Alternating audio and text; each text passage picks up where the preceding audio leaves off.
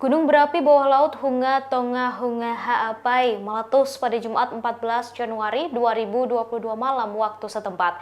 Letusan gunung tersebut kemudian memicu terjadinya tsunami hingga merusak hampir setengah negara tersebut.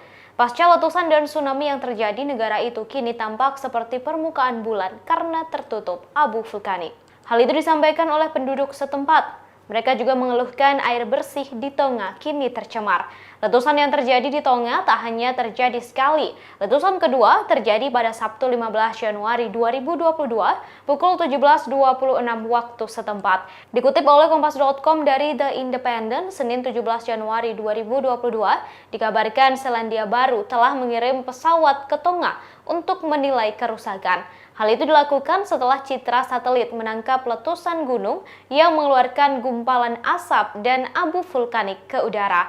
Perdana Menteri Selandia Baru Jacinda Ardern mengatakan pasokan air menjadi sangat penting dan sangat dibutuhkan oleh rakyat Tonga untuk saat ini. Para ahli mengatakan letusan gunung berapi Hunga Tonga Hunga Ha'apai memicu gempa bermagnitudo 7,4. Selain itu, letusan gunung juga memicu tsunami dengan gelombang setinggi 1,2 meter yang menghantam rumah-rumah di pantai Tonga. Banyak warga Tonga meninggalkan daerah dataran rendah karena takut gelombang akan bertambah besar. Sejauh ini masih belum ada laporan resmi mengenai jumlah korban karena ibu kota Tonga, Nuku'alofa, masih belum bisa dihubungi. Para ahli mengatakan gunung berapi Hunga Tonga Hunga Ha'apai jarang meletus. Namun sekalinya erupsi, gunung tersebut akan bergejolak selama beberapa pekan atau bahkan beberapa tahun.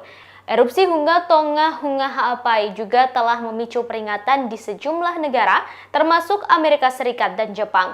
Gelombang kuat juga terjadi di sejumlah negara, termasuk Jepang, Australia, dan Selandia Baru.